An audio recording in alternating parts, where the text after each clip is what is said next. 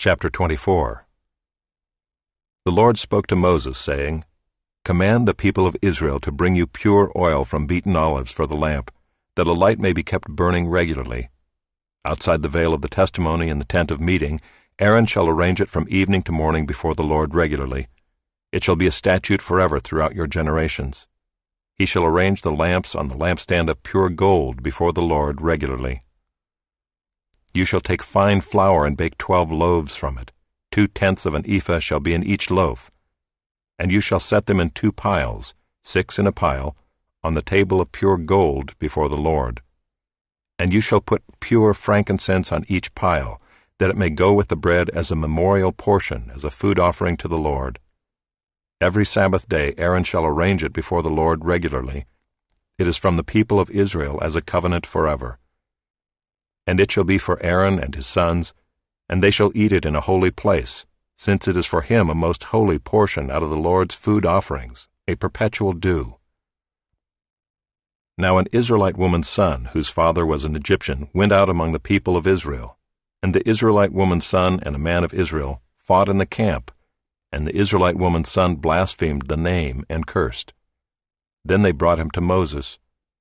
His mother's name was Shelomith, the daughter of Dibri, of the tribe of Dan, and they put him in custody till the will of the Lord should be clear to them.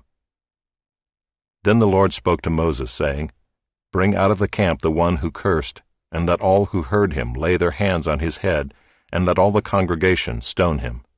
And speak to the people of Israel, saying, Whoever curses his God shall bear his sin. Whoever blasphemes the name of the Lord shall surely be put to death.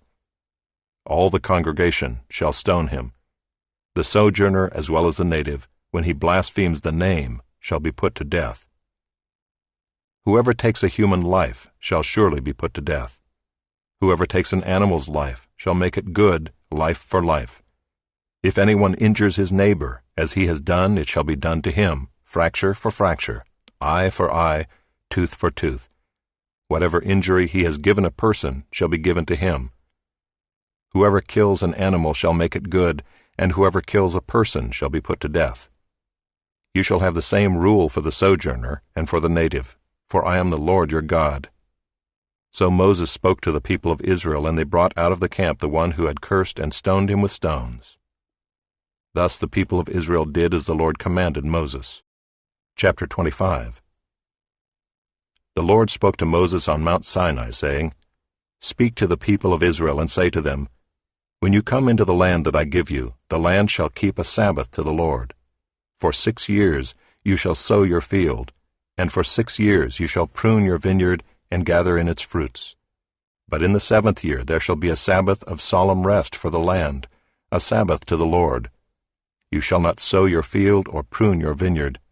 You shall not reap what grows of itself in your harvest, or gather the grapes of your undressed vine.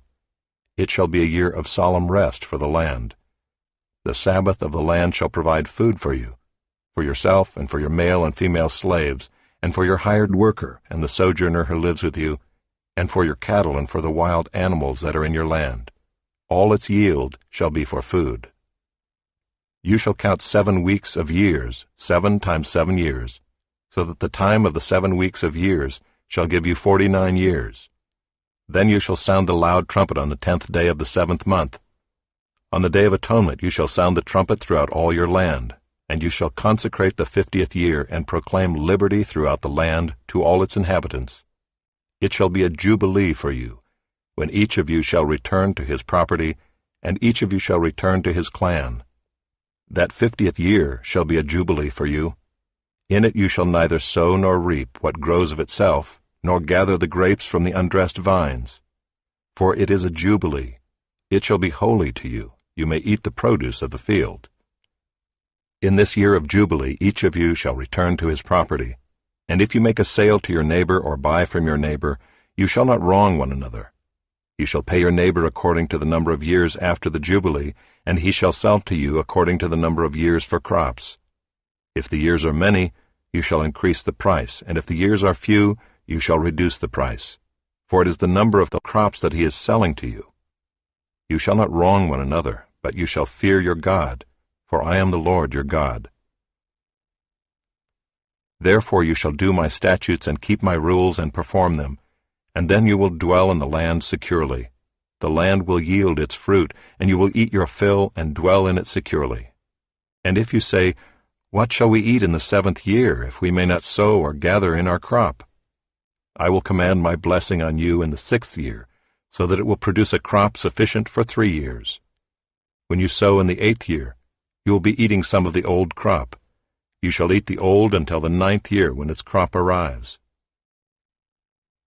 The land shall not be sold in perpetuity, for the land is mine, for you are strangers and sojourners with me. And in all the country you possess, you shall allow a redemption of the land. If your brother becomes poor and sells part of his property, then his nearest redeemer shall come and redeem what his brother has sold.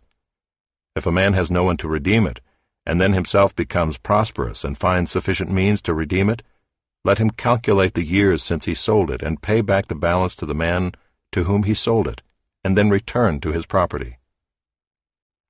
But if he does not have sufficient means to recover it, then what he sold shall remain in the hand of the buyer until the year of Jubilee. In the Jubilee it shall be released, and he shall return to his property. If a man sells a dwelling house in a walled city, he may redeem it within a year of its sale. For a full year he shall have the right of redemption. If it is not redeemed within a full year, then the house in the walled city shall belong in perpetuity to the buyer throughout his generations. It shall not be released in the Jubilee. But the houses of the villages that have no wall around them shall be classified with the fields of the land. They may be redeemed, and they shall be released in the Jubilee. As for the cities of the Levites may redeem at any time the houses in the cities they possess. And if one of the Levites exercises his right of redemption, then the house that was sold in a city they possess shall be released in the Jubilee. For the houses in the cities of the Levites are their possession among the people of Israel. But the fields of pasture land belonging to their cities may not be sold, for that is their possession forever. If your brother becomes poor and cannot maintain himself with you, you shall support him as though he were a stranger and a sojourner, and he shall live with you. Take no interest from him or profit, but fear your God, that your brother may live beside you. You shall not lend him your money at interest, nor give him your food for profit. I am the Lord your God, who brought you out of the land of Egypt, to give you the land of Canaan, and to be your God. If your brother becomes poor beside you and sells himself to you, you shall not make him serve as a slave. He shall be with you as a hired worker and as a sojourner.